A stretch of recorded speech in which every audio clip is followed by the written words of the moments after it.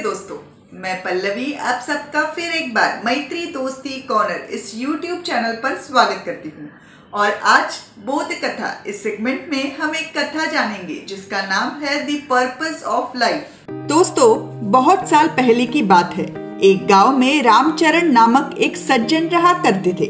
वे बड़े ही ज्ञानी और सम्मानित थे जो हमेशा सबकी मदद किया करते थे। रामचरण का एक बेटा था जिसका नाम था विवेक। विवेक अपने पिता के विरुद्ध बड़ा ही आलसी था, जो अपना समय निरर्थक कार्य में व्यर्थ करता रहता, जिसका जीवन में कोई ध्येय उद्देश्य नहीं था। विवेक का ये चलन रामचरण को बिल्कुल भी पसंद नहीं था, जिस कारण वे हमेशा विवेक को सलाह सूचना देते रहते, परंतु इन सब का विवेक पर कोई भी असर नहीं होता। साल पर साल यूं ही चले जा रहे थे। रामचरण जी को अपने बेटे के भविष्य की चिंता होने लगी थी। एक दिन रामचरण जी ने विवेक को अपने कमरे में बुलाया और कहा, बेटा, तुम अब बड़े हो गए हो।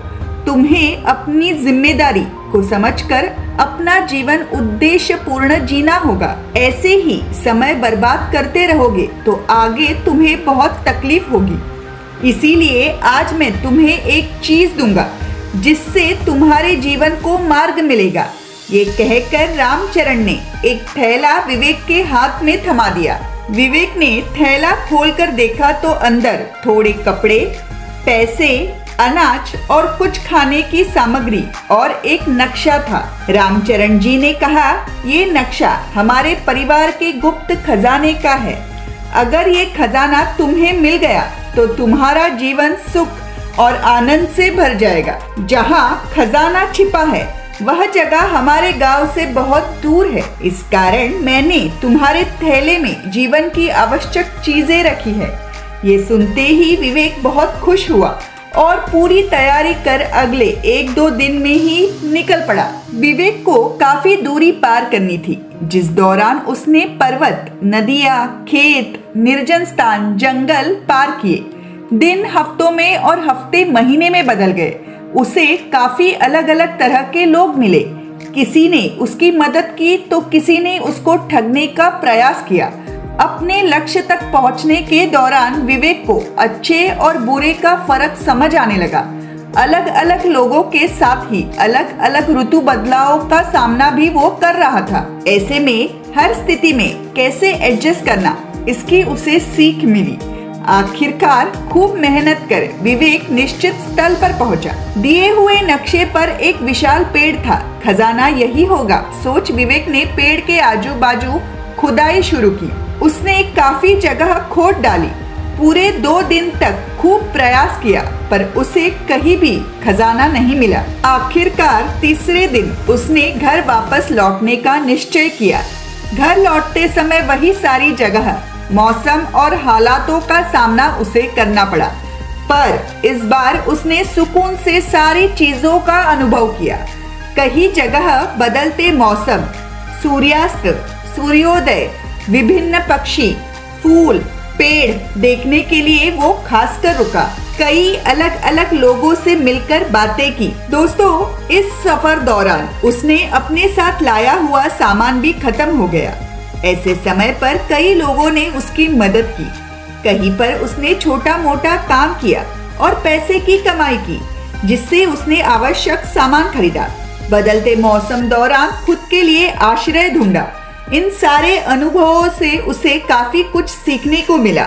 हर एक चीजों का महत्व उसे पता चला।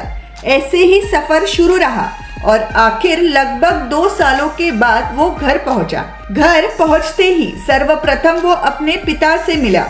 विवेक को देखते ही रामचरण ने उसे गले लगाया और उसके सफर के बारे में पूछा। विवेक ने अपने पिता से कहा, सफर बड़ा ही मनोहर था, जिस दौरान उसे बहुत कुछ सीखने को मिला, पर अफसोस है कि वहाँ खजाना नहीं मिला।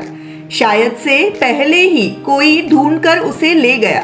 विवेक की बातें और अंदाज देख रामचरण ने सोचा उनका काम यशस्वी हुआ। उन्होंने स्मित हास्य देकर कहा, मुझे मेरा खजाना मिल गया। विवेक को कुछ समझ नहीं आया। रामचरण ने कहा, खजाने को छोड़ दो, प्रथम तुम्हारे सफर के बारे में बताओ।